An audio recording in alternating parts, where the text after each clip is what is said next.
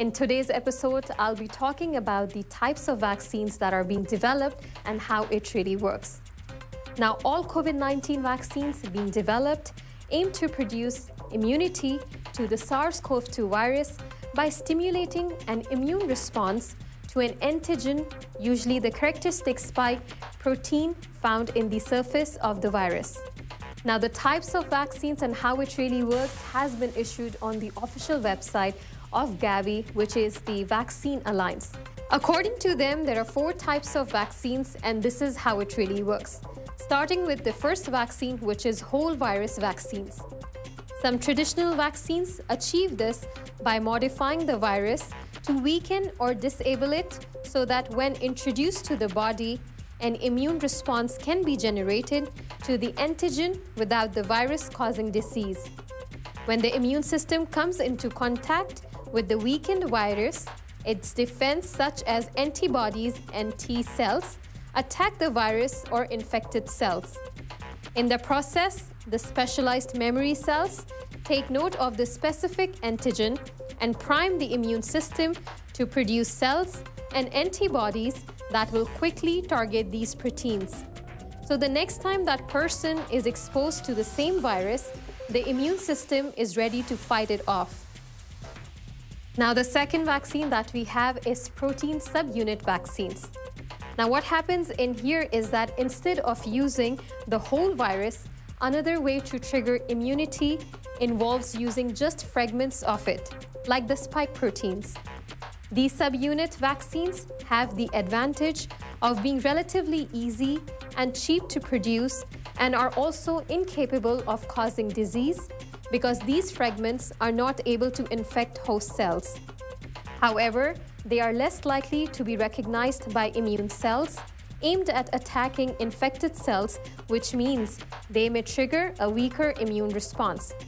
Now, because of this, subunit vaccines often include chemical agents called adjuvants, which are designed to stimulate a stronger immune response, and booster shots may also be required. You may note that not all vaccines are designed to introduce antigens to the body.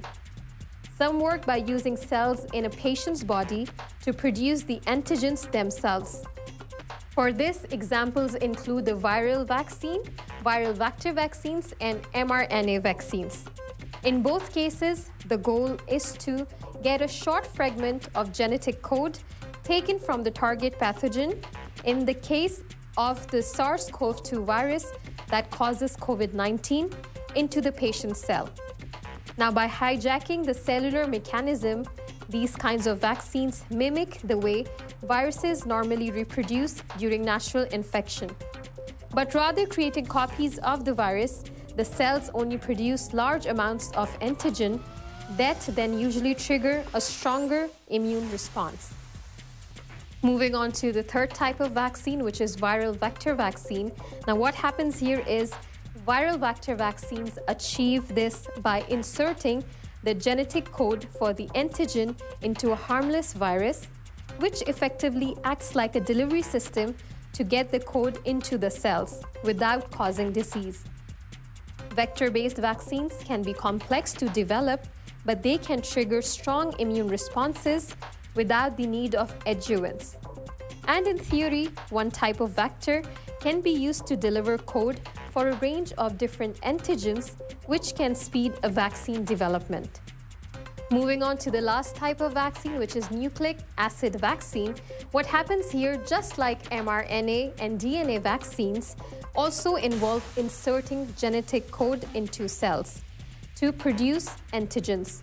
But instead of using viruses to deliver the code, these vaccines take a more direct approach that involves inserting the code directly into cells, either by attaching it to a molecule or by forcing it into cells using a gene gun. These vaccines can be quick and cheap to develop, but they are a relatively new technology. Now, with hundreds of COVID-19 vaccines now in development, it is likely that a mixture of different approaches will be needed in order to stop the global spread of this virus and the end of this pandemic. And now I'll be touching upon the new strain that is making headlines across the globe. As you all know that last week, His Excellency Dr. Ahmed Al Saidi, who's the Minister of Health in Oman, revealed that the Sultanate has registered 6 cases of the new virus variant, adding that the Supreme Committee tasked with tackling COVID-19 has taken a number of precautionary measures to halt the spread of the genetic mutation of the virus, including the closure of borders and other measures that the country did not want to take, but had to as many people did not abide by the procedures. As you all know that yesterday it was once again announced that the land borders to the Sultanate of Oman has been closed until further notice.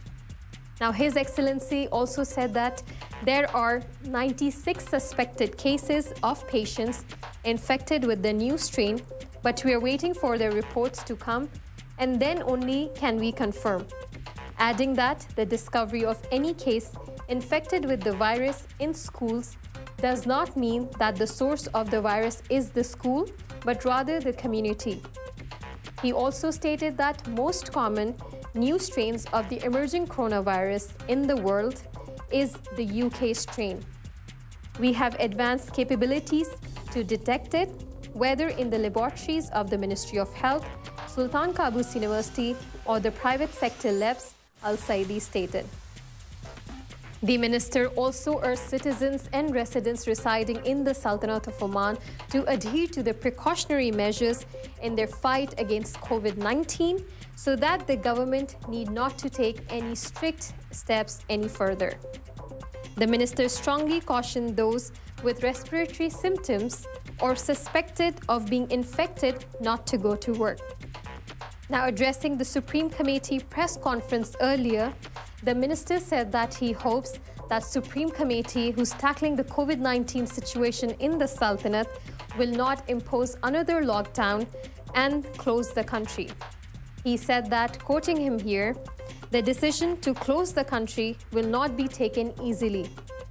And we hope that the process of closure and imposition of lockdown will not be carried out at this stage, but if there are no adherence to the preventive measures, such decisions will be discussed.